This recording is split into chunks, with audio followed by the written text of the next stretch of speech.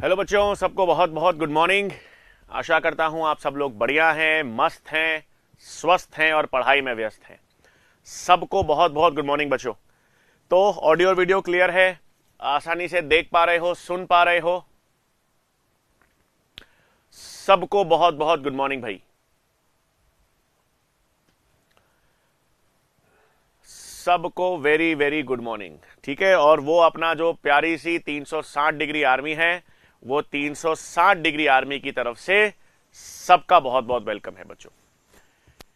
ठीक है भाई, और वही जैसा कि हम बात करते हैं कि क्लास की शुरुआत करने से पहले सबका बहुत बहुत धन्यवाद, बहुत बहुत धन्यवाद बच्चों। इसी तरह से प्यार और सम्मान बनाए रखिएगा और अपन तैयारी भी बढ़िया तरीके से करते रहेंगे। ठीक है भाई, तो अपन आकारिकी का लेक्चर दूसरा है बच्चों। कल अपन ने पहला लेक्चर चालू करा था और कल अपन ने जड़ यानी मूल की बात की थी बच्चों।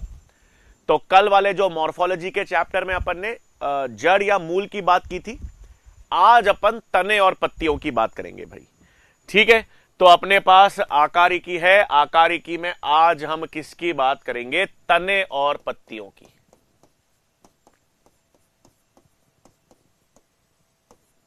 तने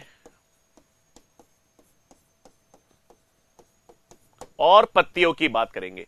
जड़ की तो बात अपन ने कर ही ली थी बच्चों, तो जड़ के बाद अब हम आज किसकी बात करेंगे? आज हम सबसे पहले किसकी बात करने वाले हैं बच्चों? तने की या स्टेम की। तो अब अपन आज किसकी बात करेंगे? स्टेम या तना। अब स्टेम या तने में अपन को क्या क्या मालूम है बच्चों? यह पादप का आरोही भाग होता है। सीधी सी बात है, जब अपन एक तने की बात करते हैं तो क्या क्या बिंदु आप ध्यान रखोगे बच्चों? अगर अपन तने की बात करें तो तना आपके पास पादपों का आरोही भाग होता है, ऊपर की ओर जाने वाला, ऊपर की ओर जाने वाला आरोही भाग है। और किससे विकसित होता है बच्चों? इसकी उत्पत्ति कहां से होती है? इसकी उत्पत्ति कहां से होती है? याद करो, प्रांकुर से। अपन ने कहा था मूलांकुर से जड़ विकसित होती है बच्चों। बीज के मूलांकुर से तो जड़ विकसित होती थी और प्रांकुर से आपके पास तना विकसित होता है। याद है? तो आपके पास पहला तो क्या हो गया बच्चों? यह पादपों का आरोही भाग होता है,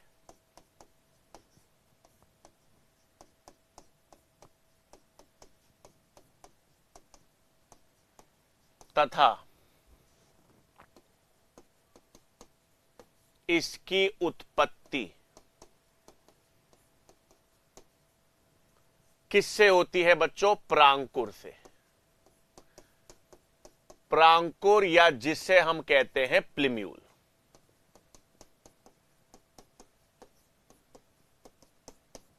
सही बात है बच्चों। फिर हमको क्या पता है? अब देखो आसान चीज है। फिर अपन को पता है बच्चों तने से क्या निकलती है? तने से शाखाएं निकलेंगी, तने पर शाखाएं होती हैं, पत्तियां होती हैं, पुष्प होता है, फल होता है। तो ये किसको धारण किए होता है बच्चों? तो तने पर शाखाएं, पत्तियां, पुष्प एवं फल पाए जाते हैं। अब ये तो पता ही है बच्चों। अब काम की चीज क्या है? काम की चीज है बच्चों यहां पर, काम की चीज है यहां पर क्या पाए जाते हैं? पर्व और पर्व संधि। देखो बच्चों, ये अपन क्या बना रहे हैं? इसे हम कहते हैं पर्व संधि, या अंग्रेजी में इसे कहते हैं नोड। ये भी आपके पास क्या है? पर्व संधि।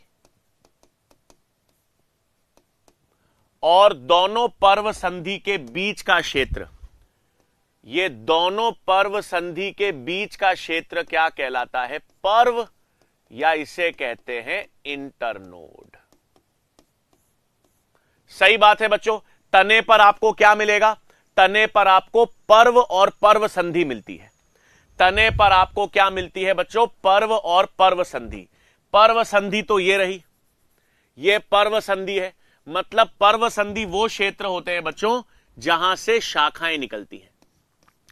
शाखाएं या पत्तियां जहां से निकलती हैं, जिन क्षेत्रों से नई शाखाएं या नई पत्तियां निकलती हैं, उन क्षेत्रों को कहते हैं पर्व संधि।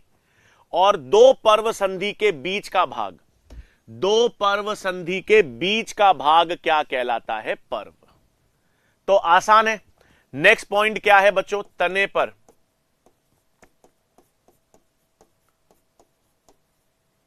पर पर्व संधि यानी नोड्स एवं पर्व इंटरनोड्स पाए जाते हैं।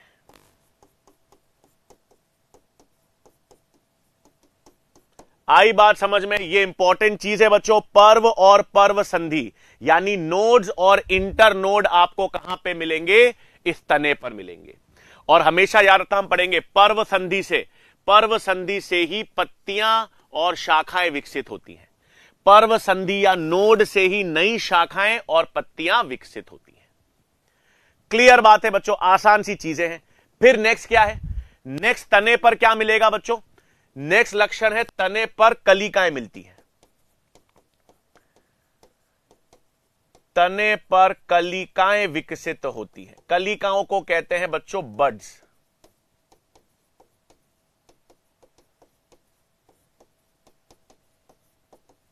ठीक है, इसमें दो होती हैं बच्चों, एक शीर्षस्थ कलिका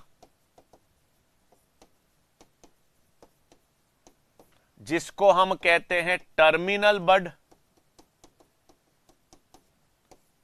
और आपके पास एक कक्षस्थ कलिका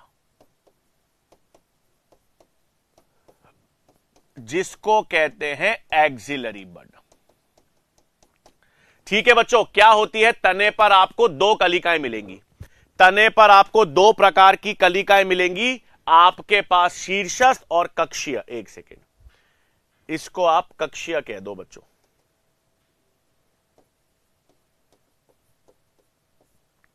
कक्षीय कलिका ये कहां कहां होती है? ये कहां कहां होती है? देखो, यहां पर आपको, ये यहां पर आपको मिलती है शीर्षस्थ कलिका। ठीक है, तने के शीर्ष पर आपको क्या मिलेगी? शीर्षस्थ कलिका। और यहां पर पर्व संधि के आसपास आपको क्या मिलेगी? कक्षीय कलिका। ठीक है, अब आकारी की है बच्चों। यार, अब पादपों की बात हो रही है, मैं समझ सकता हूं सर, थोड़ा सा इसमें याद रखने वाली चीजें हैं। इसमें आपके पास समझने वाली चीजें ज्यादा है नहीं, याद रखने वाली चीजें हैं। साथ ही साथ क्लास में मेरे साथ याद रखो। किसकी बात हो रही है? तने की। साथ साथ तना ऊपर निकलने वाला भाग है, पादपों के ऊपर निकलने वाला भाग है, आरोही भाग है। उत्पत्ति कहां से होगी? सर, प्रांकुर से। जड़ की उत्पत्ति कहां से होती है? जड़ों की उत्पत्ति कहां से होती है? सर, मूलांकुर से। तने की उत्पत्ति कहां से होगी? सर, प्रांकुर से। तने की उत्पत्ति कहां से होगी? प्रांकुर से। अब तने पर क्या मिलता है? सर, तने पर शाखाएं मिलेंगी, पत्तियां मिलेंगी, पुष्प मिलेंगे, फल मिलेंगे। बिल्कुल मिलेंगे। अब काम की चीज, तने पर, अच्छा रेड पेन ना यूज करूं बेटा? ठीक है, नहीं करूंगा यार। ठीक है, नहीं। तो अब अपने पास तने पर संधि और पर्व संधि मिलती है। यह इंपॉर्टेंट चीज है। तने पर पर्व संधि और पर्व मिलेगा। पर्व संधि से नई पत्तियां और शाखाएं विकसित होंगी। पत्तियां और शाखाएं कहां से विकसित होती हैं? पर्व संधि से। और दो पर्व संधि के बीच का क्षेत्र पर्व कहलाता है। और दो तरह की कलिकाएं होंगी तने पर। जो शीर्ष पर होगी उसको शीर्षस्थ कलिका कहेंगे, और जो पर्व संधि के पास मिलेगी वो आपके पास कक्षीय कलिका होगी। अब काम क्या करता है बच्चों? काम क्या करता है मुझे बताओ? तने का क्या काम है? सर, तना एक तो शाखाओं को, पत्तियों, पुष्प, फल को धारण करे रहता है। ये सारे पुष्प, पत्तियां, फल, शाखाएं तने पर रहती हैं, तो तना इनको धारण करता है। दूसरा, जल और खनिज का स्थानांतरण करता है। जल और खनिज के स्थानांतरण में कौन काम करता है? तना काम करता है सर। फिर बिल्कुल सहायक होता है, सहारा प्रदान करता है। पादपों को सहारा कौन प्रदान करता है? तना प्रदान करता है। भोजन का संग्रह भी कर सकता है, भोजन का संग्रह भी तना करता है, और जरूरत पड़ने पर कायिक जनन भी करता है, जरूरत पड़ने पर कायिक जनन या कायिक प्रवर्धन भी करता है। तो अपने पास तने के कार्य ले लूं आगे बच्चों, तने के कार्य ले लें, तने के कार्य ले लें, आ जाओ। तो अब अपने पास आता है तने के कार्य।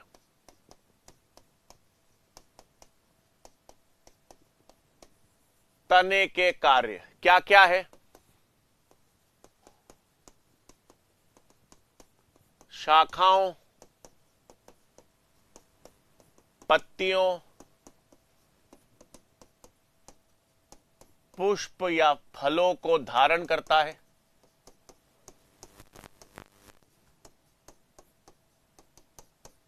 सही बात है।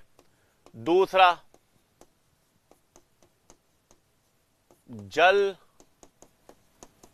एवं खनिज का स्थानांतरण करता है।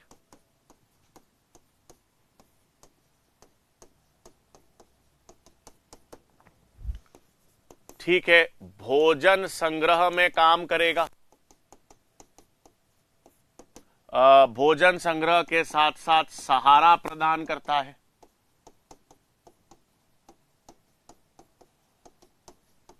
तथा कायिक जनन या जिसे हम कहते हैं कायिक प्रवर्धन में कार्य करता है।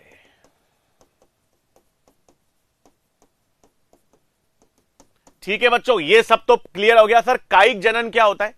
मान लो कोई तना रूपांतरित हो गया, ठीक है, कोई तना है जो भोजन संचय करने के लिए रूपांतरित हुआ है। क्लियर बात है। पहली चीज सुनना, सर मान लो कोई ऐसा तना है जो भोजन का संग्रह कर रहा है, जैसे आलू होता है बच्चों। आलू आपने पढ़ा होगा, आलू देखा होगा। आलू क्या है? तने का रूपांतरण है। आलू क्या होता है बच्चों? तने का रूपांतरण। और वो तने का रूपांतरण मंड का संग्रह करता है, स्टार्च का। आवश्यकता पड़ने पर वो कायिक जनन भी कर सकता है। आवश्यकता पड़ने पर उसका कोई भाग पृथक होकर नया पादप भी बना सकता है। क्लियर बात है। तो इसलिए तना कायिक जनन या कायिक प्रवर्धन में भी कार्य करता है। क्लियर बात है। आसान सी चीज है बच्चों, ठीक है, आसान सी चीज है। अब एक चीज सुनो, नई वाली एनसीईआरटी में तने के बारे में इतना ही दे रखा है। नई वाली एनसीईआरटी में तने के बारे में एक ही पैराग्राफ है, वो मैंने आपको पूरा बता दिया। नई वाली एनसीईआरटी में तने के बारे में इतनी ही चीजें हैं, अपन ने पढ़ ली। लेकिन तने का रूपांतरण पुरानी एनसीईआरटी में था। अब मैं आपको फिर बता रहा हूं, नई एनसीईआरटी में नहीं है, उस पर सवाल आने की संभावना भी नहीं है।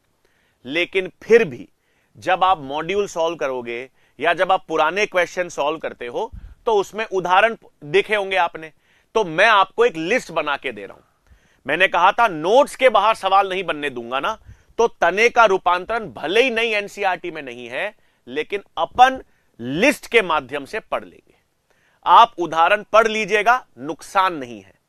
ठीक है बच्चों, बार बार नई एनसीईआरटी में नहीं है, लेकिन अपन लोग पढ़ेंगे। तो मैं यहां पे लिख रहा हूं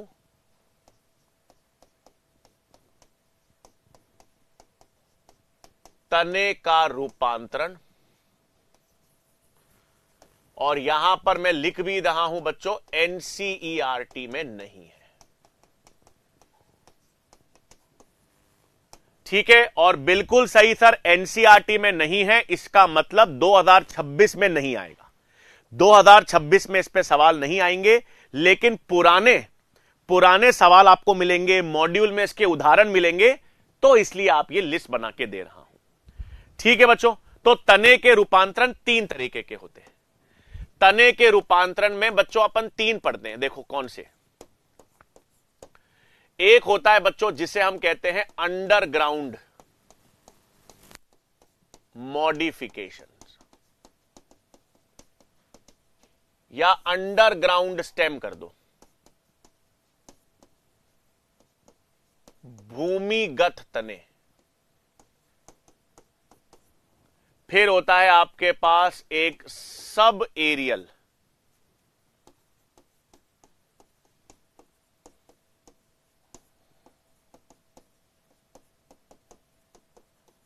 अर्धवायवीय तने,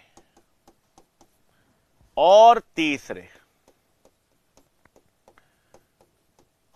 एरियल स्टेम, वायवीय तना। ठीक है बच्चों, तने के रूपांतरण में सुनना, तने के रूपांतरण में अपन 3 पढ़ते हैं। भूमिगत तने का मतलब है जो तने भूमि के अंदर मिलेंगे, जो तने भूमि के अंदर मिलेंगे उसको हम भूमिगत या अंडरग्राउंड स्टेम कहेंगे। ठीक है, आधे भूमि के अंदर होंगे, आधे भूमि से ऊपर होंगे। आधा भूमि से अंदर होगा, आधा भूमि के ऊपर होगा, उससे अपन अर्धवायवीय कहेंगे।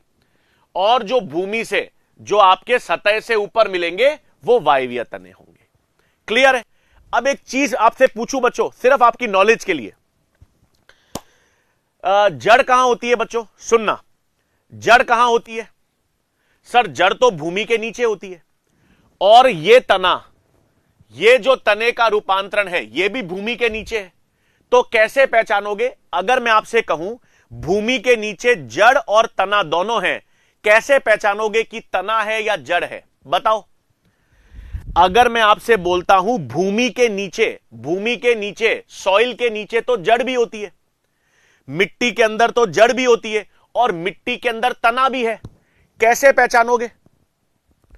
कैसे पहचानोगे बच्चों कि जड़ है या तना है भूमि के नीचे? याद रखना, पर्व संधि और संधि के आधार पर। फरीन जी ने बहुत सही जवाब दिया है।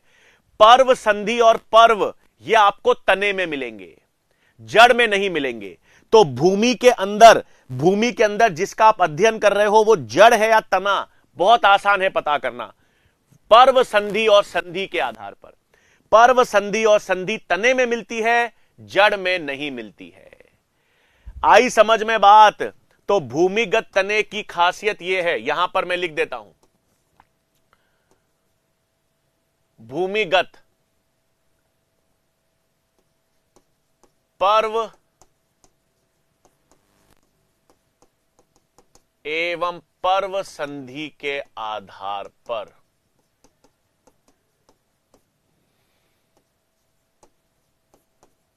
मूल से भिन्न होते हैं।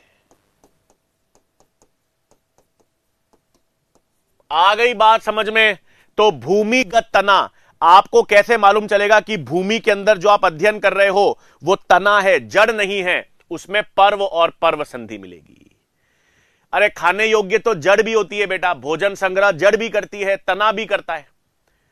आई बात सबको समझ में? अब उदाहरण की लिस्ट बनाऊंगा बच्चों, अब एक उदाहरण की लिस्ट बनाऊंगा, कौन कौन से नाम हैं और उनके उदाहरण है बच्चों, वो आपको याद रखने पड़ेंगे। ठीक है ना? वो लिस्ट बना के दूंगा। अब मैं आपको एक बार डाउट देख ले, संधि मतलब क्या? अरे सोनू जी बता दिया बेटा। अरे आलू में भी स्टेम और होंगे बेटा। ज्योति जी आलू में आपको नोड और इंटरनोड मिलेंगे, और आलू के अंदर जो नेत्र होते हैं ना, कलिकाएं भी होती है, कलिकाएं भी तने में मिलती है। मान लो अगर पर्व संधि और पर्व आपको नहीं दिख रहे हैं तो कलिकाओं से पता चल जाएगा। कलिकाएं भी तने पे होती है, जड़ में नहीं होती। ठीक है बेटा? तो कलिकाओं से भी पता कर सकते हैं। ठीक है? ठीक है बच्चों, संधि बेटा बता दिया ना अभी तो। हां बेटा, अब वो 12th का फर्स्ट चैप्टर हट गया, अब सिलेबस में नहीं है। तने और रूट में क्या अंतर है बता दिया बेटा। तने और रूट में कैसे अंतर पता करोगे? तने में पर्व, पर्व संधि और कलिकाएं होंगी, जड़ में पर्व नहीं होता, पर्व संधि नहीं होती, कलिकाएं नहीं होती। क्लियर बात? क्लियर बात? अब स्टेम के रूपांतरण देख ले भाई, नोट जरूर कर लो यार, हर चीज नोट कर लो, जो जो मैं लिख रहा हूं वो नोट करना है, क्योंकि बार बार कहूंगा नोट्स के बाहर नहीं आएगा ना सवाल, तो जो जो लिख रहा हूं वो याद रखना है। आ जाओ, अब अपन सबसे पहले भूमिगत तने के उदाहरण।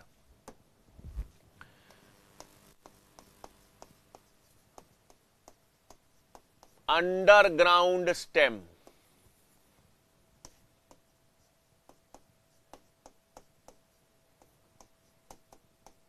भूमिगत तना। और भूमिगत तना काम क्या करेगा बच्चों?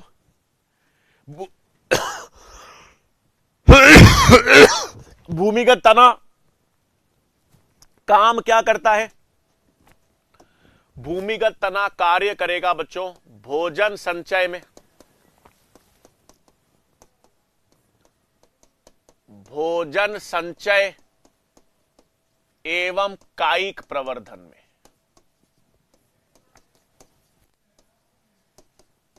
एवं कायिक प्रवर्धन में कार्य। भूमिगत तना क्या काम करेगा? भोजन संग्रह में और उसमें। ठीक है, अब लिख लें, अब लिख लें अपन सबसे पहला इसमें सबसे पहला आता है बच्चों राइजोम। ठीक है, हिंदी इंग्लिश दोनों टर्म्स लिख दूंगा बच्चों, हिंदी इंग्लिश दोनों टर्म्स लिख दूंगा आप लोगों के लिए। पहला आएगा राइजोम। राइजोम को कहते हैं प्रकंड। ठीक है, इसके उदाहरण अदरक और हल्दी। अदरक और हल्दी। फिर बता रहा हूं, नए साल 2026 में इस पे सवाल नहीं बनेगा, बट पुराने सवाल आपको मिल जाएंगे, तो आपको ऐसे ये नहीं लगे सर ये हमने पढ़ा ही नहीं है। ठीक है, आपको हर चीज पढ़ी हुई मिलेगी, आपको नोट्स में हर चीज पढ़ी हुई मिलेगी बच्चों। ठीक है, फिर ट्यूबर तो सबको पता ही है, आलू। अरे ट्यूबर तो सबको पता ही है, ट्यूबर तो सबको पता ही है, आलू। ट्यूबर तो सबको पता ही है, आलू होता है। कंद कहते हैं इसको बच्चों, इसको अपन ट्यूबर को कंद कहते हैं। फिर आता है बच्चों बल्ब। बल्ब को शल्क कंद कहते हैं, क्योंकि इसमें शल्क रूपी पत्तियां होती है। प्याज, बल्ब का उदाहरण क्या हो गया बच्चों? प्याज। बल्ब का उदाहरण बिल्कुल आपको पता होगा। और आखिरी में कॉर्म होता है बच्चों, घनकंद। आखिरी में कॉर्म, घनकंद कहते हैं इसको। इसका उदाहरण क्या होता है बच्चों? अरबी। अरबी होता है जमीकंद। अरबी और जमीकंद इसका उदाहरण होता है बच्चों। कोलोकेसिया कहते हैं इसको अपन, अरबी को कोलोकेसिया। ठीक है, उदाहरण याद रखने हैं बच्चों, मैं आपको फिर बता रहा हूं, उदाहरण याद रखने हैं आपको। हां, अनियन गार्लिक, बिल्कुल प्याज, और बिल्कुल बेटा लहसुन भी होता है, बिल्कुल सही। तो ये आपको ध्यान रखने हैं। ठीक है, क्लियर बात है बच्चों, यहां तक सबको क्लियर है? क्लियर है बात यहां तक? हां, गार्लिक भी लिख दो यार, अनियन और प्याज और लहसुन भी है, बिल्कुल लिख दो यार, बिल्कुल। अनियन, गार्लिक, लहसुन।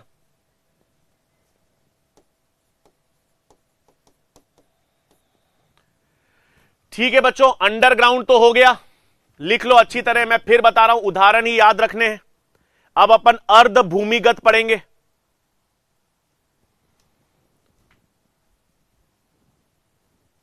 अब अपन यहां तक हो गया। अब अपने पास सब एरियल,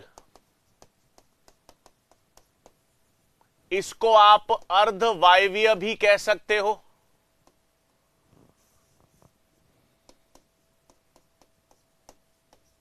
या अर्ध भूमिगत भी कह सकते हो, एक ही मतलब है ना?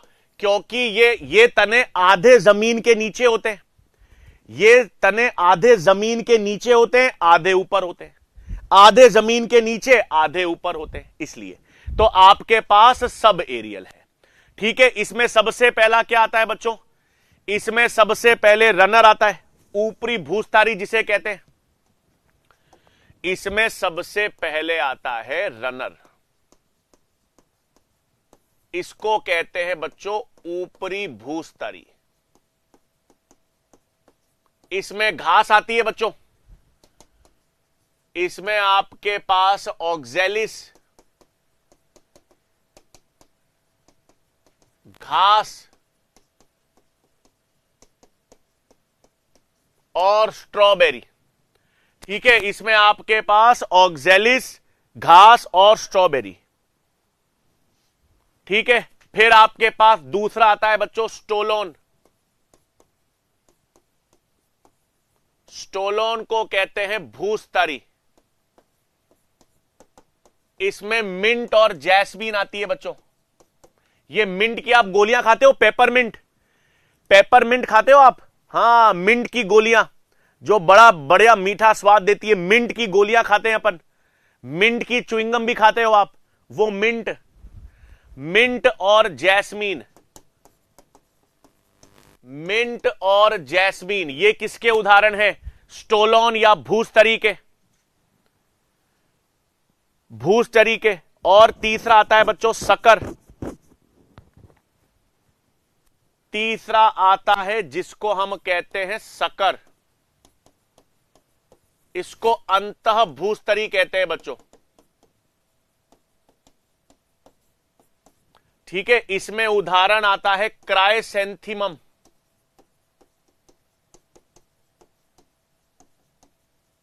क्राइसेंथीमम, गुलाब आता है बच्चों, इसमें गुलाब आता है। तो ये आपके पास, हां बिल्कुल, पुदीना। तो आपके पास क्राइसेंथेमम और गुलाब। अन्नानास भी आता है बच्चों इसमें, अन्नानास भी इसमें आता है। क्लियर? और आखिरी में आता है बच्चों ऑफसेट। ऑफसेट ये जलीय तना इसका उदाहरण होता है बच्चों, ऑफसेट। इसमें आपके पास पिस्टिया और आइकॉर्निया। अब आओ, आइकॉर्निया को जलकुंभी कहते हैं। आओ 360 डिग्री सुन लो। अरे माधुरी जी, आपकी बात क्यों नहीं सुनेंगे बेटा, बीच में नहीं सुन सकते ना। अब मुझे एक बात बताओ, आइकॉर्निया 360 डिग्री एनसीईआरटी में कहां है?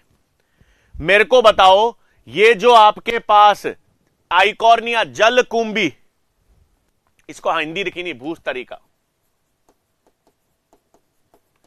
आइकॉर्निया अपन कहां कहां पढ़ते हैं बच्चों? बताओ, 360 डिग्री तैयारी अब करेंगे। बताओ सर, ये आइकॉर्निया जलकुंभी कहां कहां पढ़ते हैं? देखो कहां कहां पढ़ते हैं। 12th में पुष्पीय पादपों में लैंगिक जनन पढ़ते हैं। पुष्पीय पादपों में लैंगिक जनन पढ़ते हैं। उसमें अपन पढ़ते हैं सर, आइकॉर्निया एक जलीय पादप है, वाटर हाइसिंथ। लेकिन जलीय पादप होते हुए भी इसमें जल द्वारा परागण नहीं होता, वायु और कीट द्वारा होता है। दे रखा है पादप, पुष्पीय पादपों में लैंगिक जनन वाले चैप्टर में वाटर लिली और वाटर हाइसिंथ यानी जलकुंभी दोनों जलीय पादप हैं, लेकिन जल में रहते हुए भी जल द्वारा परागण नहीं होता, इनमें वायु और कीट द्वारा परागण होता है। एक उदाहरण यहां पर है। दूसरा दे रखा है बच्चों, इकोलॉजी में पढ़ते हैं अपन। इकोलॉजी के अंदर पढ़ते हैं, ये जलकुंभी आइकॉर्निया जो है ये एक विदेशी जाति है। ये पारितंत्र में बाहर से आई है, ये पारितंत्र में बाहर से आई है। और विदेशी जाति जैव विविधता को कम करने का काम करती है, क्योंकि ये जल में बहुत तेजी से वृद्धि करता है। और ये जल में इतनी तेजी से वृद्धि करता है कि बाकी सारी पादप जातियों को, बाकी सारे जीव जंतुओं को हानि पहुंचाता है। आई समझ में? तो ये दो दो जगह दे रखा है, जलकुंभी आइकॉर्निया। याद रहेगा, ये बहुत इंपॉर्टेंट उदाहरण है बच्चों, आइकॉर्निया। हां, बहुत बढ़िया बच्चों, बहुत बढ़िया। अब वायवीय तने के रूपांतरण देख लें। अब वायवीय तने का रूपांतरण देख लें। अरे क्या बात है। अरे बेटा, गेहूं के साथ जो आया था ना, वो तो पार्थेनियम था बेटा। गेहूं के साथ जो आया वो पार्थेनियम, गाजर घास था बेटा वो। आ जाओ, अब अपने पास तीसरा एरियल स्टेम की बात करें, वायवीय रूपांतरण, वायवीय रूपांतरण, ये इंपॉर्टेंट है बच्चों, ये बहुत इंपॉर्टेंट है, ये आपके पास बन या इंपॉर्टेंट है क्योंकि इकोलॉजी में इसकी बात कर रखी है। अब वायवीय तने में सबसे पहले आते हैं बच्चों प्रतान, टेंड्रिल्स।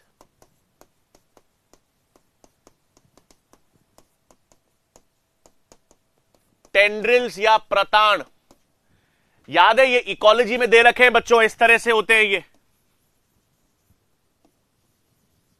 याद है आपको, ये इस तरह से टेंड्रिल्स या प्रतान होते हैं। ठीक है, ये कहां मिलेंगे, ये कहां मिलेंगे, ये लौकी में मिलते हैं, खीरा में मिलेंगे, अंगूर में और कुकुरबिटेसी, कुकुरबिटा में, कुकुरबिटा के प्रतान इकोलॉजी में दे रखा है। इकोलॉजी में याद करो, इकोलॉजी में याद करो, समजातीय अंग में दे रखा है, समजातीय अंग में दे रखा है कुकुरबिटा के प्रतान। हां, तो ये प्रतान होते हैं ऐसे। फिर दूसरा बच्चों कांटे, कांटे सुरक्षा के लिए होते हैं। कांटे, बताओ एवोल्यूशन में कांटों का उदाहरण कहां दे रखा है, बताओ कांटों का उदाहरण कहां दे रखा है, कांटों का उदाहरण बोगनविला में, सिट्रस फलों में होता है, और बोगेनविलिया में, ये इकोलॉजी में दे रखा है, समजातीय अंगों में दे रखा है, समजातीय अंगों में दे रखा है, याद करो, समजातीय अंग में कुकुरबिटा के प्रतान और बोगनविलिया के कांटे, दोनों तने का रूपांतरण होता है। हां, अब मजा आया ना। तीसरा होता है बच्चों फाइलोक्लेड, ये बहुत इंपॉर्टेंट है, फाइलोक्लेड, ये फाइलोक्लेड प्रकाश संश्लेषण में काम करता है, प्रकाश संश्लेषण में कार्य, वो तना जो प्रकाश संश्लेषण करता है बच्चों, वो तना जो प्रकाश संश्लेषण करता है, फाइलोक्लेड, फाइलोक्लेड। और इसका उदाहरण, फाइलोक्लेड का उदाहरण ओपनशिया, नागफनी, कैक्टस होता है बच्चों, इसमें चपटा होता है, और यूफोरबिया, इसमें बेलनाकार होता है। ऐसा तना जो हरा होकर प्रकाश संश्लेषण करता है, तना जो हरा हो जाता है, जिसमें क्लोरोफिल विकसित होता है और जो प्रकाश संश्लेषण करता है, तो प्रकाश संश्लेषण करने वाला तना फाइलोक्लेड। नागफनी कैक्टस में मिलेगा, कैक्टस में यह चपटा होता है, और यूफोरबिया में यह बेलनाकार होता है। याद रखना, यह इंपॉर्टेंट है, यह इंपॉर्टेंट है। और चौथा होता है बच्चों आखिरी में क्लेडोड, क्लेडोड, ये एक पर्व संधि वाला फाइलोक्लेड। ये भी ध्यान रखना बच्चों, देखो ये भी फाइलोक्लेड है, छोटा फाइलोक्लेड है, छोटा फाइलोक्लेड। छोटा फाइलोक्लेड का मतलब है एक पर्व संधि वाला फाइलोक्लेड क्लेडोड कहलाता है बच्चों। ये फाइलोक्लेड का छोटा रूप है, और ये किस में मिलेगा, एस्पेरेगस में। ये किस में मिलता है, एस्पेरेगस में। ये तीनों रूपांतरण में बच्चों, देखो ये सिलेबस में शिवांशी जी मैं मान गया बच्चों, देखो मैं आपसे एक थोड़ा सा विनती करना चाहता हूं, मान गया ये हमारे सिलेबस में नहीं है, नई एनसीईआरटी में नहीं है, लेकिन बच्चों आप लोग जब सवाल करोगे ना, कोई क्वेश्चन सॉल्व करोगे, तो उसमें बार बार उदाहरण आएंगे, तो बार बार उदाहरण आएंगे तो आपको बड़ा अजीब व गरीब लगेगा, बोले यार सर ये इतने सारे उदाहरण हैं, तो अपने नोट्स में वो मिलना चाहिए। मैं बिल्कुल मान गया बच्चों, अगर आपको लगता है सर इतना हमसे याद नहीं होगा, छोड़ सकते हो बिल्कुल, लेकिन जब आप जो बच्चे क्वेश्चंस प्रैक्टिस करते हैं, पुराने सवाल करते हैं, उसमें आपको ये चीज मिलेगी बेटा। तो उसमें फिर आप इरिटेट हो जाओगे कि सर यार ये सारे उदाहरण आ रहे हैं, क्या करें। तो आपने ये पढ़ा होगा तो गलती नहीं होगी बेटा, ठीक है। थोड़ी बात मान लो यार, देखो अपन पूरी एनसीईआरटी कवर करते हैं, 95 से 98% सवाल एनसीईआरटी से आने हैं।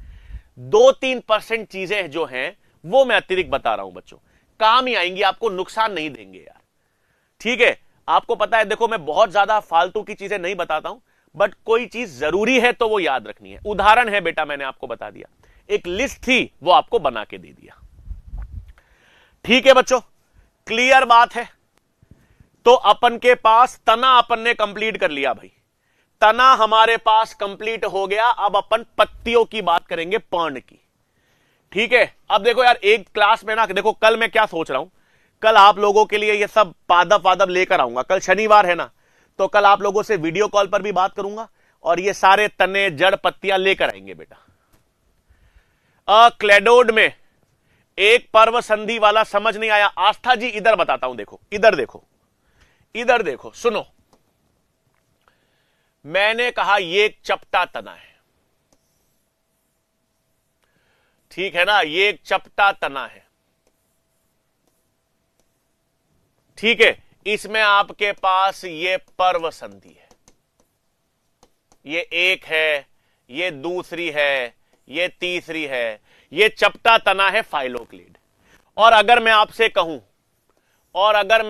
कहूं ये भी सेम है, ये भी सेम है, लेकिन इसमें एक ही पर्व संधि है, एक ही पर्व संधि है, मतलब ये छोटा फाइलोक्लीड है, ये छोटा फाइलोक्लीड है, तो इसको क्लेडोड कह दूंगा। बस फाइलोक्लीड का छोटा रूप जिसमें एक ही पर्व संधि मिलती है, उसे अपन ये कहते हैं। क्लियर बात बच्चों, ठीक है। अब समझ आ गई। अब अपन बात किसकी करेंगे बच्चों, पर्ण या पत्तियों की।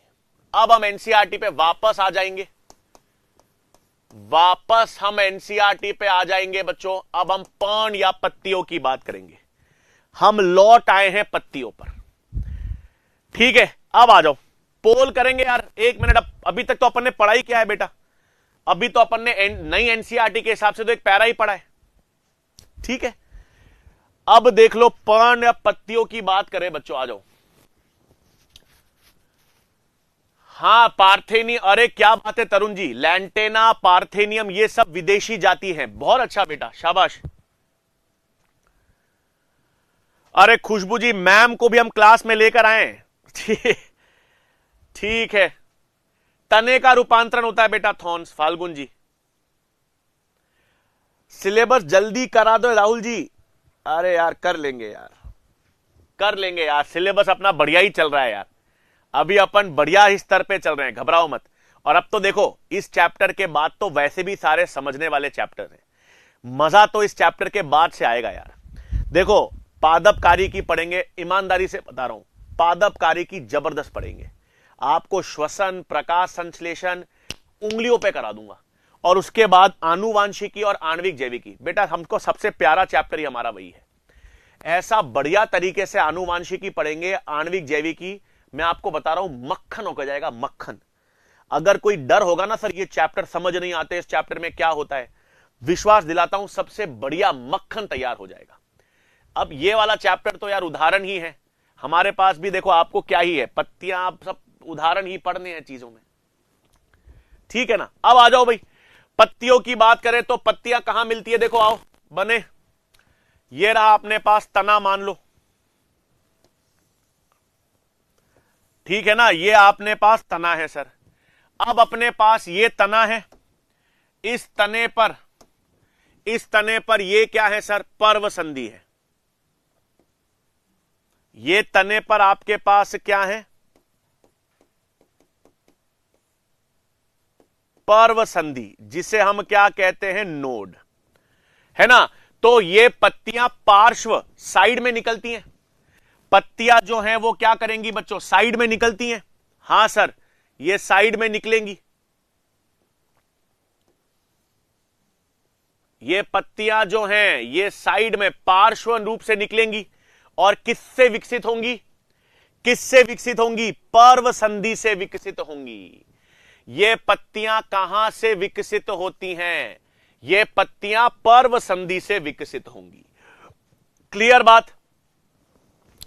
ठीक है, तने पर उत्पन्न होगी और कहां पर?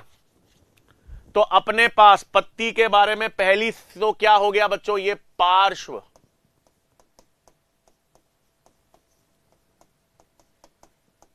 चपटी संरचना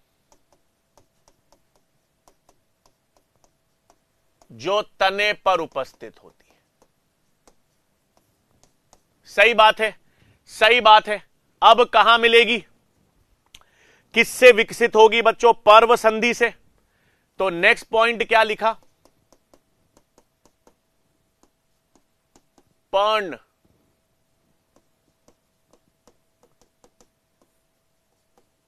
पर्व संधि नोड से विकसित होती है।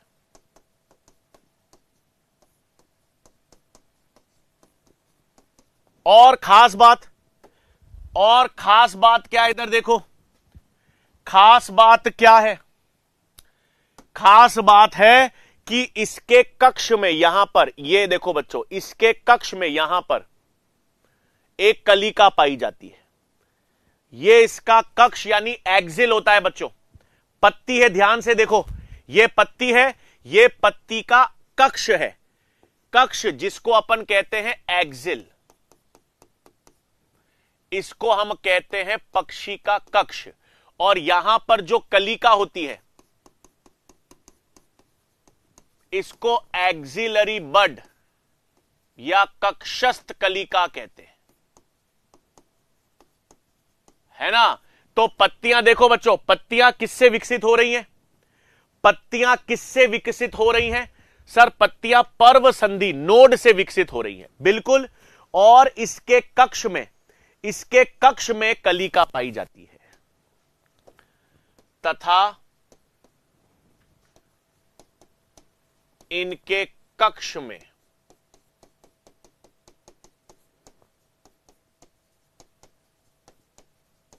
कलिका पाई जाती है। सही, इसे कहते हैं एक्सिलरी बड या कक्षस्थ कलिका। सही बात है। अब यह कलिका क्या करेगी बच्चों? यह कलिका आगे चलकर क्या करेगी? यह कलिका तो है, यही कलिका आगे चलकर नई शाखा बना देगी। यही कलिका जो है, ये जो कक्षस्थ कलिका एक्सिलरी बड है ना बच्चों, ये आगे चलकर नई शाखा बना देती है। आगे चलकर नई शाखा बना देती है। कभी कभार पुष्प भी बनाती है, हर बार पुष्प नहीं बनाती बच्चों, हर बार पुष्प नहीं बनाती, कभी कभार पुष्प बनाती है। ज्यादातर ये कक्षस्थ कलिका आगे चलकर नई शाखा बनाती है। एनसीईआरटी की लाइन है, ज्यादातर ये कक्षस्थ कलिका आगे चलकर नई शाखा में विकसित होती है। क्लियर बात है? ये आगे चलकर शाखा में विकसित होती है। ये नोट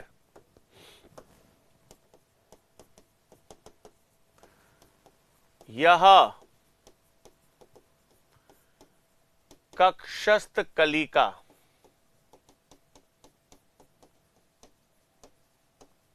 आगे चलकर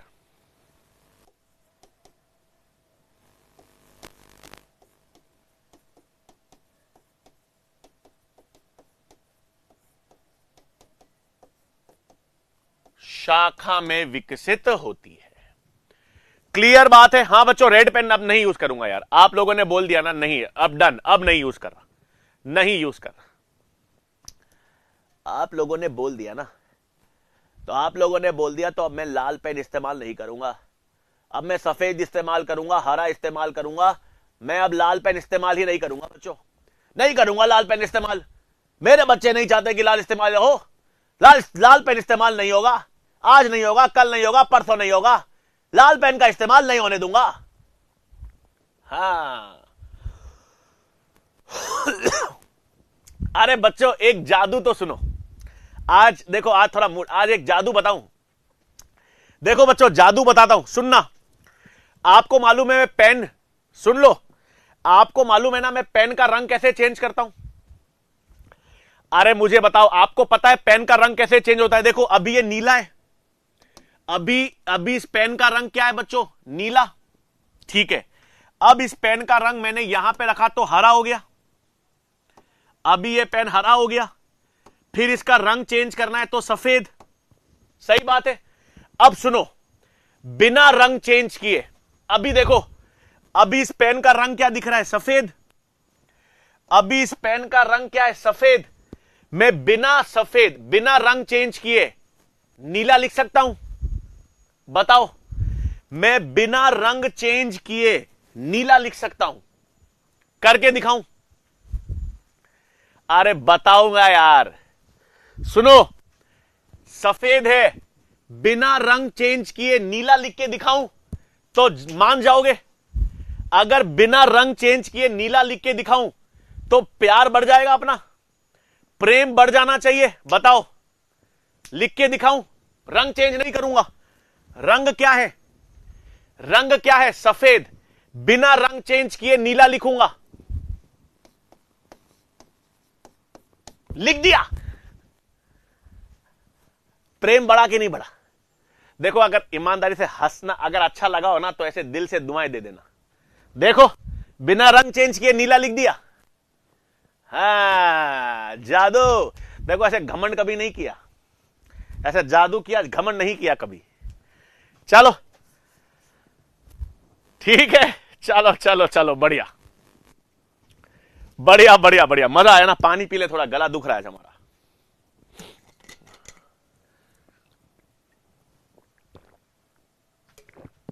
हाँ, कोई नहीं, बढ़िया।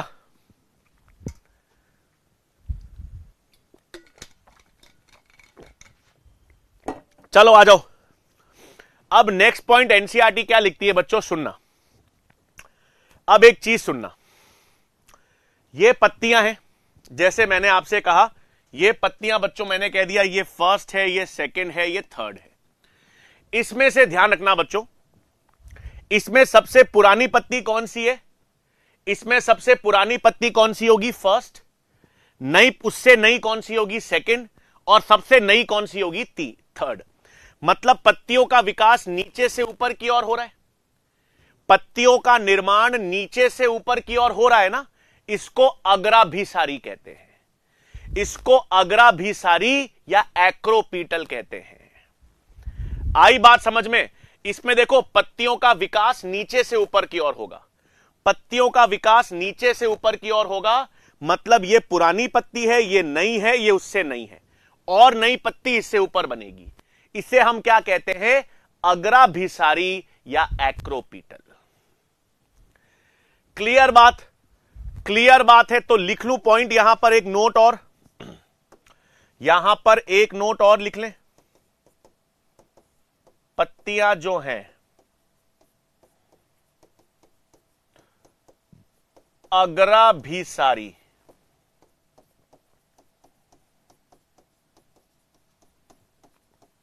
रूप से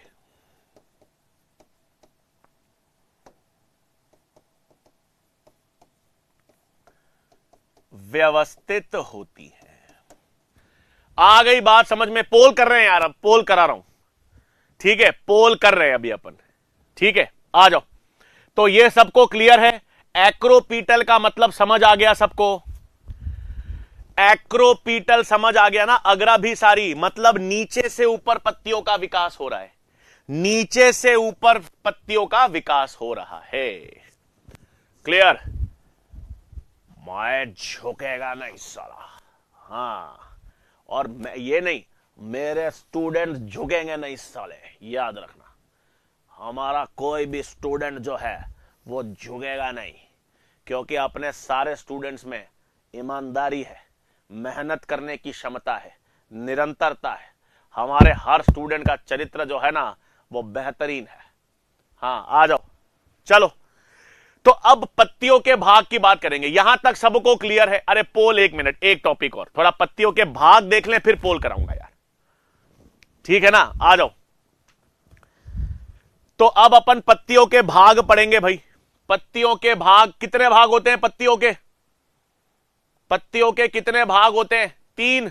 अब बात करेंगे, आ जाओ। अब अपने पास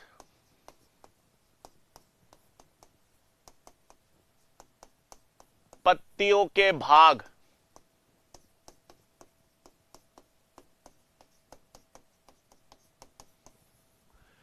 तीन भाग होते हैं।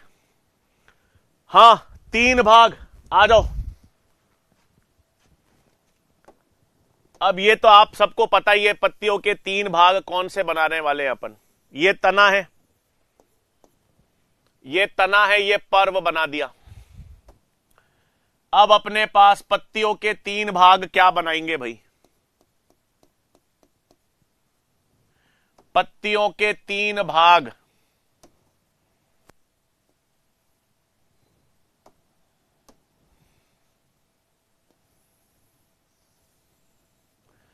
अब पत्तियों के 3 भाग क्या क्या हैं? सबसे पहला ये, इसे हम कहते हैं लीफ बेस, पर्णाधार। ये पीला पीटियोल, जिसे कहते हैं पर्णवृंत। और आपके पास लीफ ब्लेड या लैमिना या पर्णफलक। ठीक है भाई, अब आसानी है यार। आपके पास 3, ठीक है, 3 पत्तियों के 3 भाग होते हैं। 3 भाग कौन कौन से हैं? पर्णाधार, पीटियोल पर्णवृंत और लीफ ब्लेड लैमिना, या जिसको कहते हैं पर्णफलक। अब इसमें क्या क्या, ध्यान से सुनना। सबसे पहले आता है पर्णाधार। पर्णाधार जो है वो पत्ती को किससे जोड़ रहा है? पर्णाधार जो है लीफ बेस, वो पत्ती को तने से जोड़ता है। तो पत्ती को तने से जोड़ने वाला भाग, पत्ती को तने से जोड़ने वाला भाग क्या कहलाएगा? पर्णाधार या लीफ बेस कहलाएगा। अब इस लीफ बेस में 2 चीजें याद रखनी है। एक बीज पत्री होते हैं बच्चों घास, एक बीज पत्रियों के अंदर ये जो पर्णाधार होता है ना, ये पर्णाधार फैला होता है, आच्छद के रूप में फैला हुआ होता है। और लेग्यूम पादप होते हैं बच्चों। लेग्यूम पादप का मतलब है दाल वाला कुल। जो लेग्यूम पादप होते हैं, चना मटर वाले, लेग्यूम पादपों के अंदर यह पर्णाधार फूला हुआ होता है। यह पर्णाधार फूला हुआ होता है, उसे क्या कहते हैं? पल्विनस। उसे क्या कहते हैं? पल्विनस। तो पत्तियों के भाग में सुनो, पत्तियों के भाग में अपन 3 भाग पढ़ेंगे। पहला आता है जिसको आपने कह दिया लीफ बेस। लीफ बेस या जिसको अपन ने कह दिया पर्णाधार। क्या करता है बच्चों? यह भाग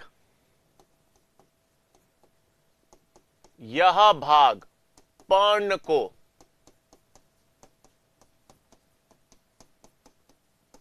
तने से जोड़ता है। क्या करता है? यह आपको पर्ण तो तने से जोड़ने का काम करता है। क्लियर बात है? क्या करता है? हां। अब इसमें एक और चीज, इसमें एक नई चीज क्या है बच्चों? रंग कौन सा लूं? इसमें एक नई चीज क्या है? ध्यान से देखना। इस पर्णाधार के दोनों तरफ, इस पर्णाधार के दोनों तरफ छोटी पत्ती रूपी संरचना आ जाती है। इस पर्णाधार के दोनों तरफ छोटी अनुपर्ण कहते हैं बच्चों जिसको। क्या बनाया मैंने? पर्णाधार है, पर्णाधार के दोनों तरफ, पर्णाधार के दोनों तरफ आपको छोटी पत्ती रूपी संरचना मिलती है जिसको अनुपर्ण या स्टिप्यूल्स कहते हैं। अनुपर्ण या स्टिप्यूल्स कहते हैं। तो नेक्स्ट पॉइंट क्या है? यह पहला पॉइंट तो हो गया था। फिर पर्णाधार के दोनों तरफ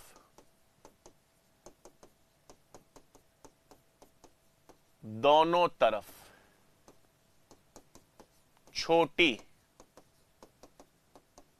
पत्ती रूपी 2 अनुपर्ण स्टिप्यूल्स उपस्थित हो सकते हैं। देखो बच्चों, उपस्थित हो सकते हैं, जरूरी नहीं है कि होंगे। सब पत्तियों में अनुपर्ण नहीं होते हैं, सब में अनुपर्ण नहीं होते हैं, याद रखना, कुछ कुछ में मिलेंगे। तो पर्णाधार के दोनों तरफ छोटी पत्ती रूपी संरचनाएं होती हैं, जिनको अपन अनुपर्ण कहते हैं। ठीक है, फिर आपके पास क्या होता है नेक्स्ट? नोट दो याद रखने। दो नोट क्या है? पहला नोट मोनोकॉट्स, घास में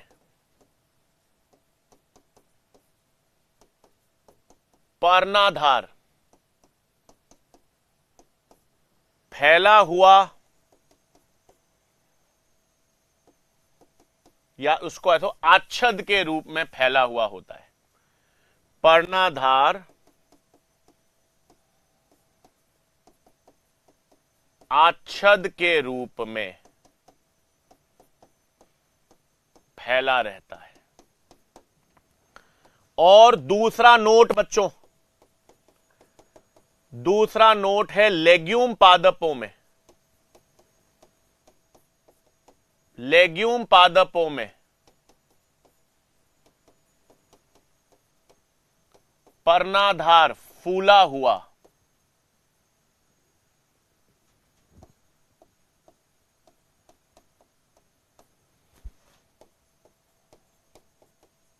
जिसे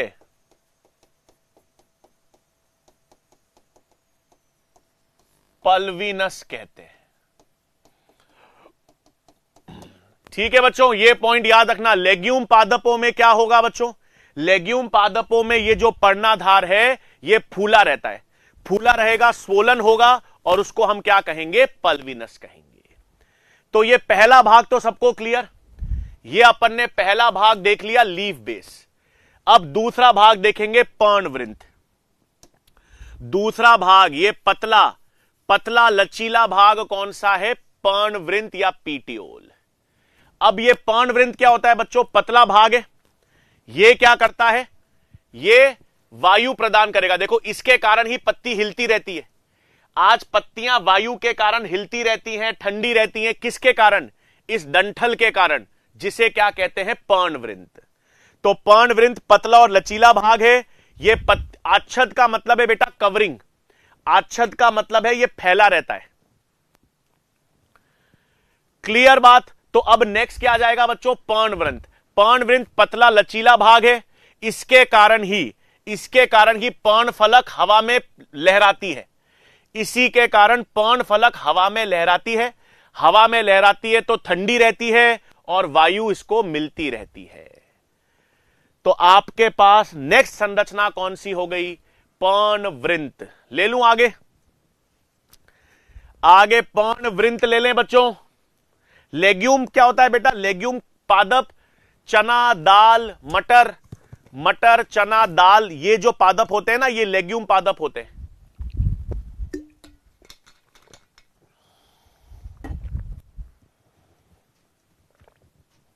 तो अब अपने पास दूसरा भाग, पत्ती का दूसरा भाग आ गया बच्चों, पर्णवृंत या पीटियोल। अब आसान है बच्चों, यह पतला एवं लचीला भाग होता है।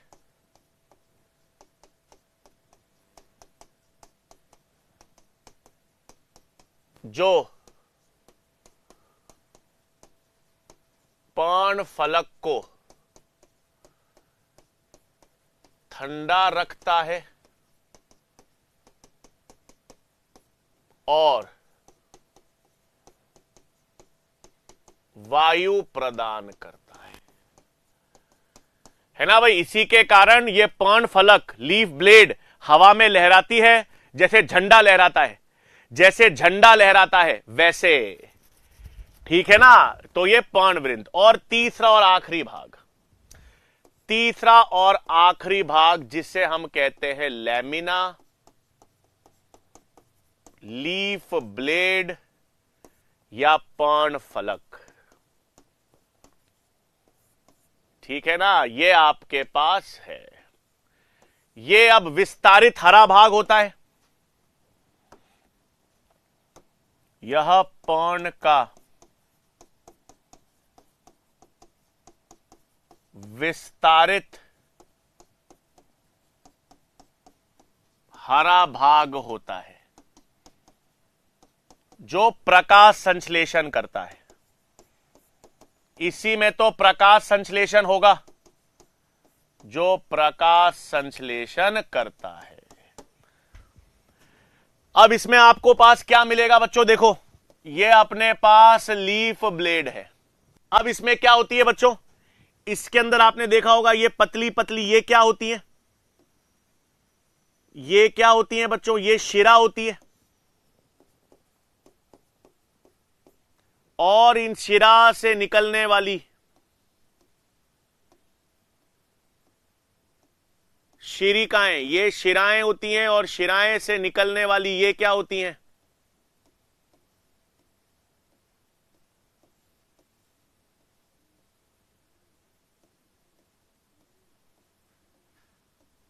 ये आपके पास शिरिकाएं होती हैं।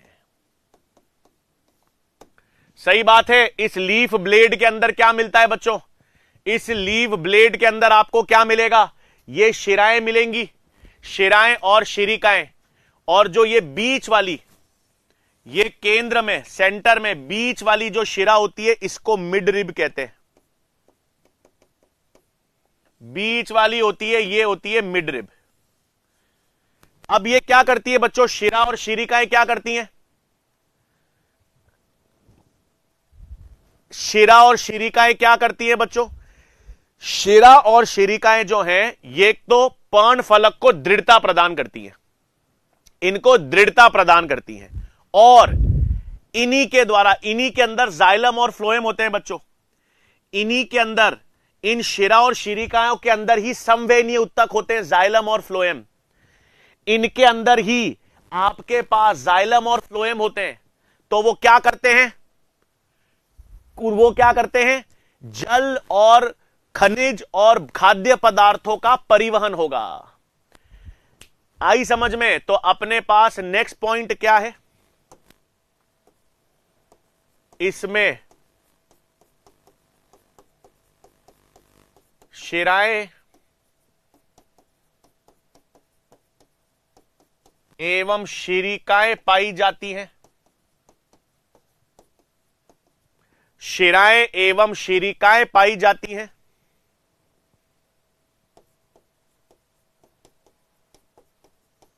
यह शिराएं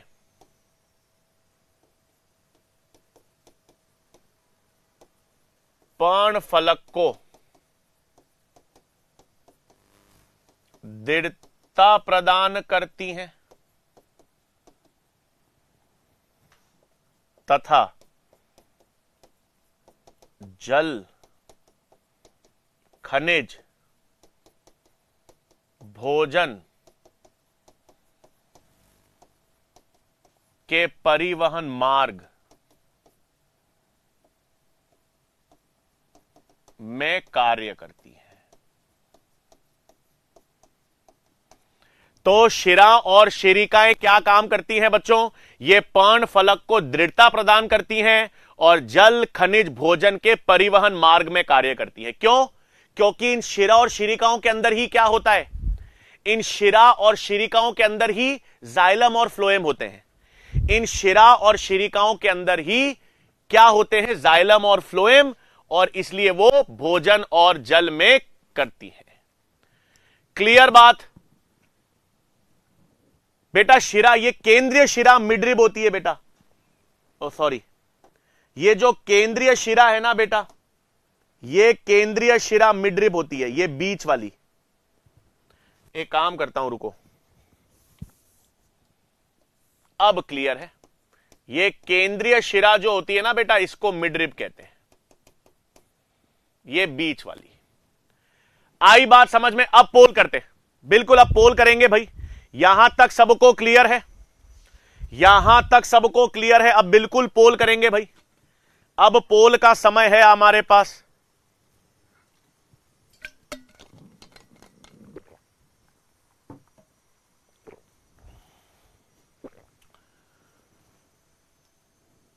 लैमिना का पार्ट बेटा, मिड रिब और वेन्यूल्स क्षत्रिय बेटा, ये देखो लीफ ब्लेड, ये लैमिना का पार्ट है बेटा, पीटियोल का नहीं है, लैमिना का पार्ट है। मिड रिब, शिरा, शिरिकाएं, मिड रिब, ये सब लैमिना का पार्ट है बेटा। आकाश जी बहुत बहुत धन्यवाद बेटा, बहुत बहुत धन्यवाद। पूजा जी गाइड बेटा, पूछो क्या पूछना चाह रहे हो बेटा। क्लोरोफिल पत्तियों में पाया जाता है सृष्टि जी, बिल्कुल एनाटॉमी में पढ़ेंगे। आंतरिक संरचना में अपन देखेंगे पत्तियों के अंदर पर्ण मध्योतक कोशिकाएं होती हैं, उनके अंदर क्लोरोफिल मिलता है बेटा। आ जाओ, शिरा विन्यास अभी पढ़ेंगे अभी अपन। आओ पहला पोल करते हैं, आ जाओ, अब आ जाओ।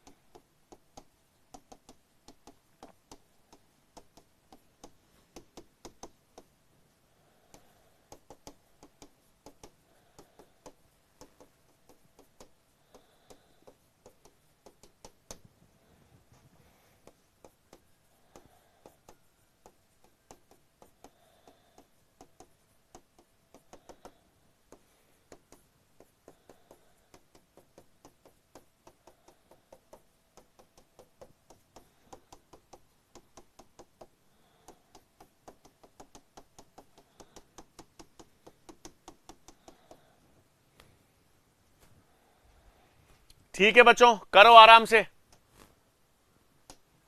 आराम से करो। निम्न कथन पढ़ो और उसमें से गलत कथन बताना है, गलत कथन बताना है बच्चों।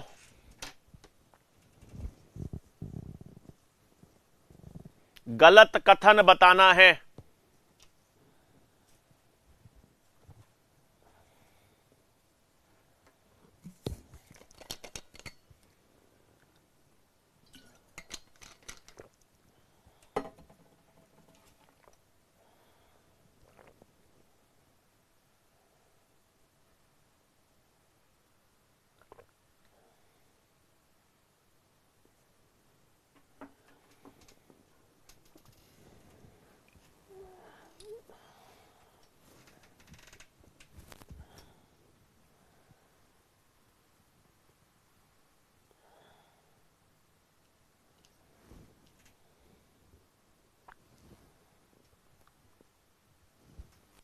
गलत कथन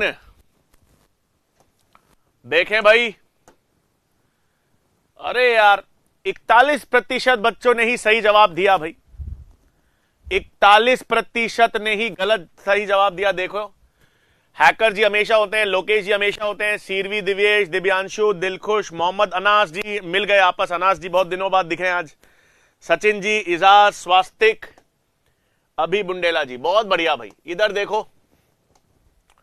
पहला कथन, मोनोकॉट्स में फूला हुआ पर्णवत पल्विनस कहलाता है। मोनोकॉट्स नहीं बच्चों, लेग्यूम पादपों में, लेग्यूम पादपों में फूला हुआ पर्णवत पल्विनस कहलाता है। मोनोकॉट्स के अंदर तो वो फैला हुआ आच्छद के रूप में होता है। पर्णवृत्त पर्ण को तने से जोड़ता है, गलत। तने से जोड़ने वाला पर्णाधार होता है, लीफ बेस होता है, गलत। भूमिगत मूल में पर्व और पर्व संधि एब्सेंट होते हैं, बिल्कुल सही। मूल में पर्व और पर्व संधि होते ही नहीं, तने में होते हैं। याद रखना, यहां पर मैंने मूल लिखा है, तना लिखा होता तो गलत होता। और पर्ण की शिरा और शिरिकाएं जल व भोजन के परिवहन मार्ग में कार्य करती हैं, बिल्कुल सही। तो तीसरा और चौथा तो सही है, पहला और दूसरा गलत है भाई। कोई दिक्कत नहीं यार, आप लोगों ने गलती की, समझ तो आया। देखो कथन वाले सवाल कराता हूं हमेशा आप लोगों को मैं, ठीक है। आप लोगों को कोई मैं डायरेक्ट सवाल नहीं कराता कि एक क्वेश्चन दिया 4 ऑप्शन दिए, क्योंकि हमको पता है कथन और कथन वाले सवाल, स्टेटमेंट कितने सही कितने गलत, यही सवाल आते हैं। तो आपकी तैयारी इसी तरह से करनी है यार। क्लियर बात बच्चों? अब चलें आगे। क्लियर बात? कोई दिक्कत नहीं यार, आपको पता चलना चाहिए सवाल कैसे बनते हैं। आपने देखा होगा इसी तरह के सवाल आते हैं यार अपने पास, ठीक है ना। चलो अब अपन क्या पढ़ेंगे, अब अपन सबसे पहले शिरा विन्यास पढ़ेंगे। अब अपन सबसे पहला देखो भाई, शिरा विन्यास तो पढ़ लेंगे, एक सेकेंड। ये पत्ती का डायग्राम भी है, ये देखो, ये रहा स्तरिका। लैमिना को स्तरिका भी कह सकते हो बच्चों, हां एक मिनट, इसको स्तरिका भी कह सकते हो।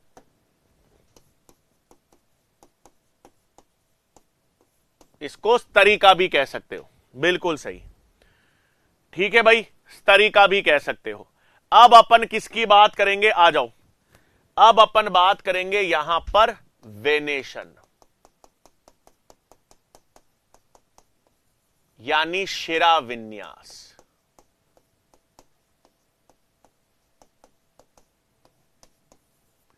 ठीक है, अब अपन को पता है लैमिना के अंदर क्या होता है। आप पोल एक और कराऊंगा यार, अभी सुनो, और कराएंगे। अब सुनो, अपन को पता है स्तरिका, लैमिना के अंदर क्या होता है बच्चों,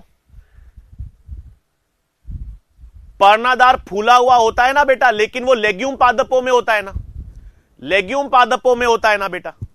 नोट चेक करो, ये देखो एनसीईआरटी खोली हुई है तो भी कोई दिक्कत नहीं है, हर पॉइंट है यार अपने पास। ये देखो पर्णाधार फूला हुआ होता है लेकिन लेग्यूम पादपों में, मोनोकॉट्स के अंदर तो वो आच्छद के रूप में फैला रहता है। छोटी छोटी चीजें, बारीकी वाले सवाल कराता हूं। अब शिरा विन्यास का मतलब है स्तरिका के अंदर बच्चों, लैमिना या स्तरिका के अंदर शिराएं होती हैं। अब वो शिराएं कैसी होती हैं सुनो, देखो दो संभावनाएं आपके पास, दो तरह का संभावना है। इधर देखो, दो तरह की संभावना है, इधर देखो। पहले में क्या हो रहा है बच्चों, देखो पहले में क्या कर रहा हूं मैं, ये सारी शिरा और शिरिकाएं हैं, ये सारी शिराएं और शिरिकाएं देखो, हां ये देखो, ये अनियमित रूप से एक जाली रूप में व्यवस्थित है। ये देखो जालीदार संरचना है बच्चों। इस पत्ती में मैंने क्या किया है, इस पत्ती में मैंने शिरा और शिरिकाएं अनियमित रूप से एक जाली का रूपी संरचना बना रही है। इस शिरा विन्यास को हम कहते हैं रेटिक्युलेट वेनेशन।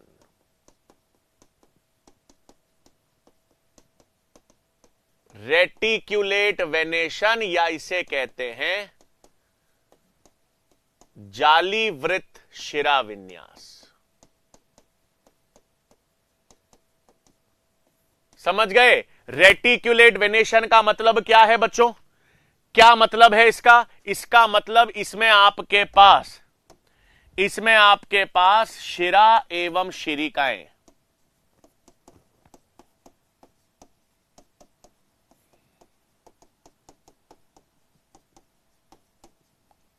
अनियमित रूप से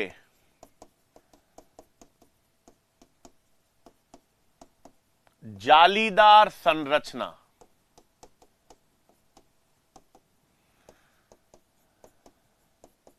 के रूप में पाई जाती है। और ऐसा किसमें होता है बच्चों? द्विबीजपत्रियों में।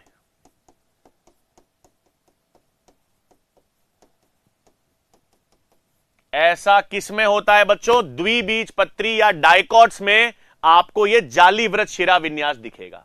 जालीवृत का मतलब है इसमें आपके पास शिरा और शिरिकाएं जो हैं वो अनियमित रूप से जालीदार रूपी संरचना में है। अब इसमें देखो, इसमें क्या हो रहा है बच्चों? दूसरे में देखो, दूसरे में आपके पास ये शिरा है और ये सारी शिरिकाएं हैं।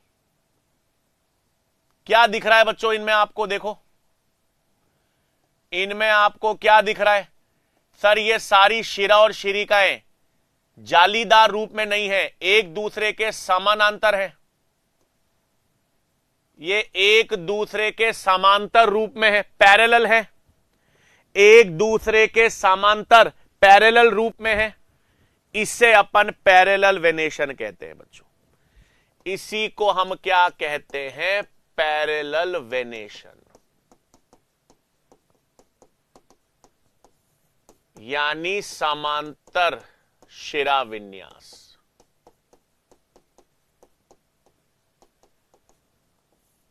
इसे हम क्या कहते हैं? समांतर शिरा विन्यास। मतलब यहां पर क्या है? शिरा एवं शिरिकाएं, शिरा और शिरिकाएं एक दूसरे के समानांतर यानी पैरेलल रूप से व्यवस्थित होती है।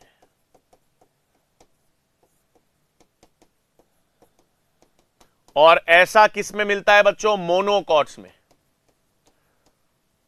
ऐसा किस में मिलता है? एक बीजपत्री में।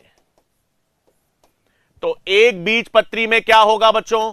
एक बीजपत्री में आपको ऐसे समानांतर शिरा विन्यास दिखेगा और आपको द्विबीजपत्रियों में ऐसे जालीवृत। जाली होती है ना बच्चों, आपने खिड़की की जाली देखी होगी या छन्नी देखी होगी, उसमें आपके पास ये देखो जालीदार संरचना अगर आपको शिराओं की मिल रही है तो वो जालीवृत है, और आपके पास समानांतर है तो उसको हम एक बीजपत्री में कहते हैं। क्लियर बात है बच्चों? क्लियर बात है, आसान है। इसमें तो मेरे ख्याल से आपको कोई दिक्कत होगी नहीं। शिरा विन्यास में तो सिंपल सा उदाहरण भी आसान है, एक बीजपत्री और द्विबीजपत्री। शिरा क्या होती है बेटा? शिरा मोटी होती है, शिरिकाएं छोटी होती है। शिराओं का छोटा भाग शिरिकाएं कहलाती है बेटा। शिरा से छोटी शिरिकाएं होती हैं बेटा, ठीक है।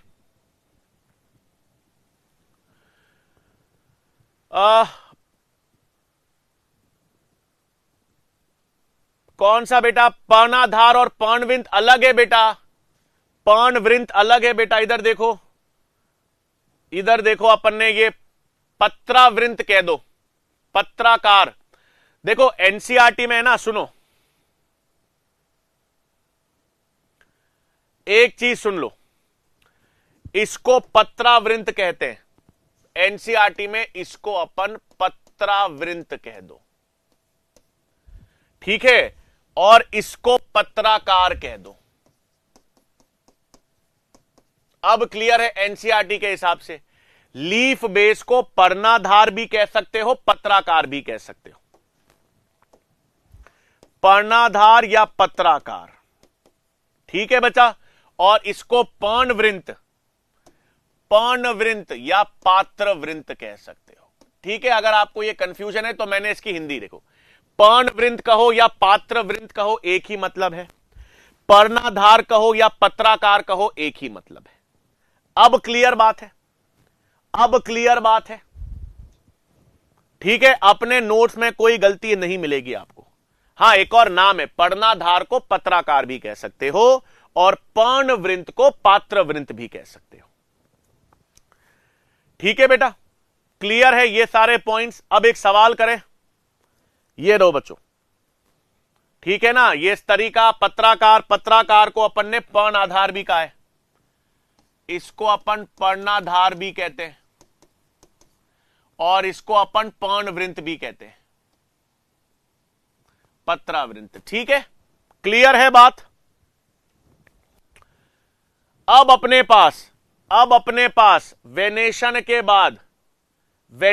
बाद एक आखिरी पॉइंट फिर सवाल कराऊंगा बच्चों, फाइलोटैक्सी, पर्ण विन्यास। अब आखिरी पॉइंट बच्चों, आखिरी पॉइंट है, फिर सवाल करेंगे। वीडियो कॉल कल करेंगे यार, आराम से, कल शनिवार है, कल आपको बोल रखा है शनिवार को वीडियो कॉल करेंगे। पर्ण विन्यास का मतलब है तने पर पत्तियां किस तरह से व्यवस्थित होती हैं। तो आपके पास तने पर पत्तियों की व्यवस्था है ना भाई, तने पर पत्तियां किस प्रकार से पाई जाती हैं, तने पर पत्तियां किस प्रकार से पाई जाती हैं, उसको फाइलोटैक्सी कहते हैं। अभी देखते हैं बच्चों कैसे, देखो इधर आओ, ये तना है,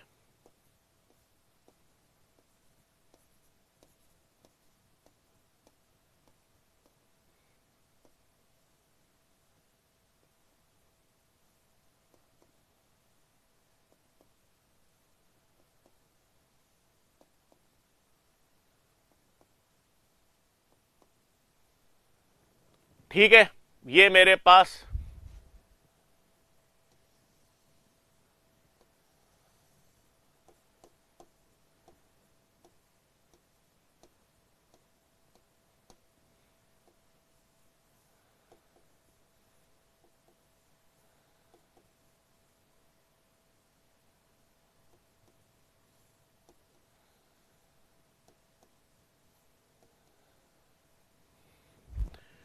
फर्क बताना बच्चों मेरे को आप,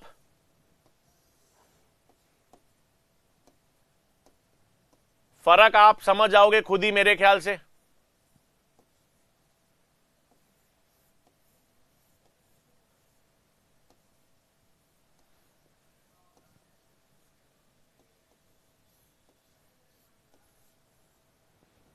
देखो बच्चों क्या फर्क लग रहा है आपको, पहले में क्या हो रहा है, पहले में एक यहां है, फिर एक यहां है, फिर एक यहां है, फिर एक यहां है, एकांतरित है।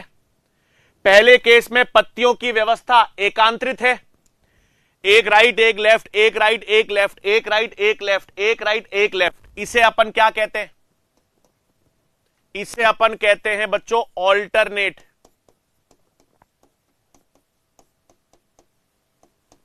एकांतर या सर्पिल, है ना। इसमें आपके पास देखो राइट लेफ्ट, एक पत्ती है, फिर एक इधर है, फिर एक इधर है, फिर एक इधर है ना। इधर देखो, ये कहां मिलता है, इस प्रकार का पर्ण छरा विन्यास कहां मिलता है बच्चों, चाइना रोज। चाइना रोज को गुड़हल कहते हैं और सूरजमुखी,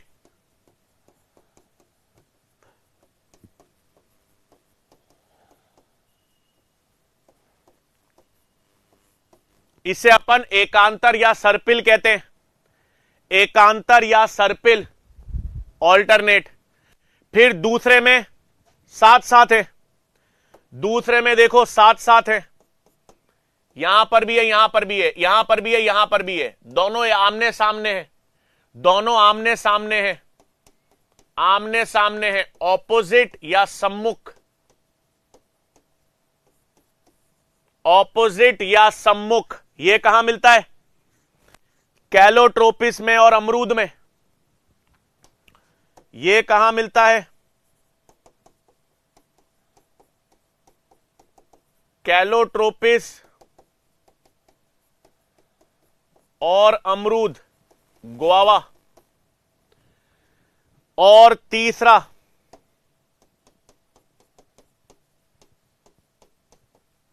तीसरे में गुच्छा है, तीसरे में पत्तियों का गुच्छा है, वर्ल्ड चक्रिया कहते हैं इसको हिंदी में। पत्तियों का गुच्छा साथ साथ निकला हुआ है, यह होता है एल्स्टोनिया में।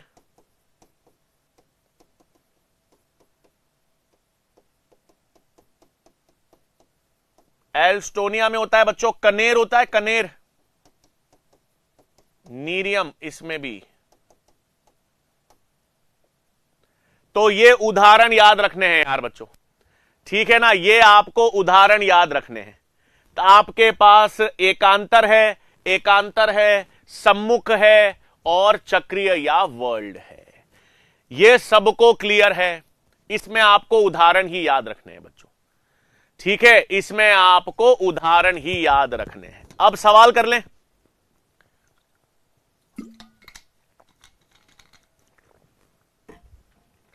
अब सवाल कर लें, ये 1 मिनट, ये एनसीईआरटी में ये भी रहा, नहीं ये तो बाद में करेंगे अपन। ये रहा, ये रहा बच्चों, चक्रादार, गुड़हल है, अमरूद है, चंपा भी लिख सकते हो इसमें, बिल्कुल चंपा। ये वर्ल्ड, अमरूद, इसमें काम करता हूं, ये हटा देता हूं, ये अभी अपन ने पढ़ा नहीं है, ठीक है बच्चों। तो ये फाइलोटैक्सी तक अपन ने कर लिया। अब सवाल कर लेते हैं एक। चाइना रोज को गुड़हल कहते हैं बेटा, चाइना रोज को, ठीक है, चाइना रोज को। इसमें चंपा लिख लो यार, ठीक है, कनेर छोड़ना है ना, कनेर छोड़ दो, चंपा लिख दो। अरे इसमें चंपा लिख दो भाई।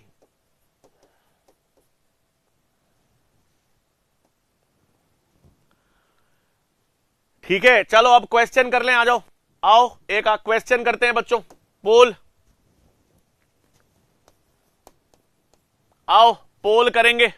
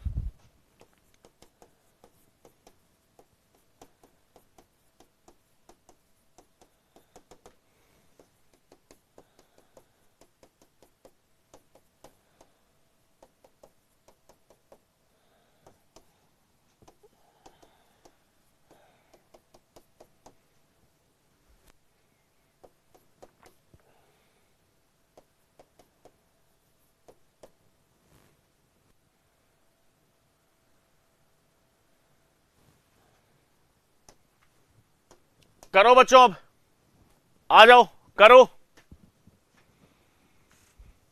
करो बच्चों, कथन में से सही कथन बताना है।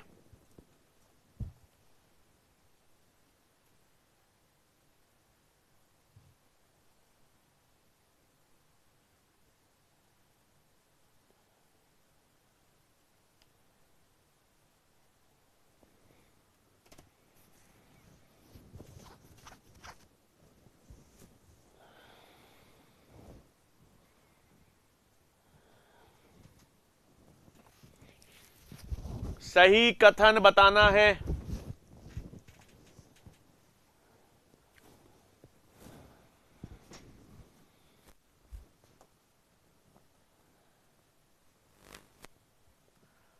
सही कथन।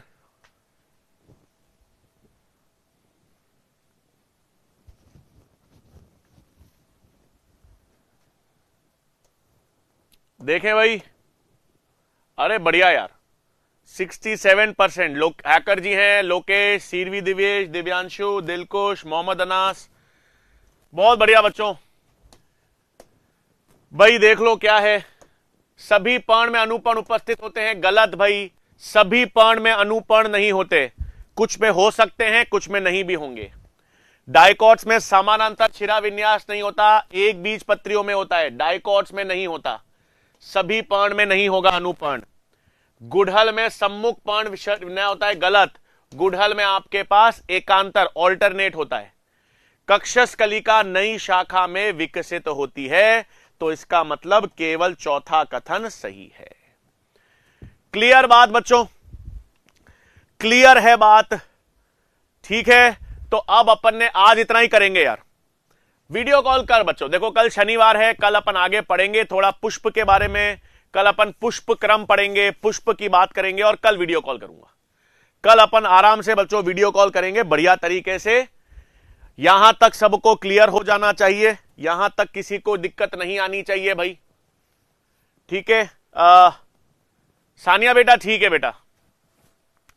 टेलीग्राम चैनल बेटा मेरा नहाटा सर 360 डिग्री आपको मिल जाएगा।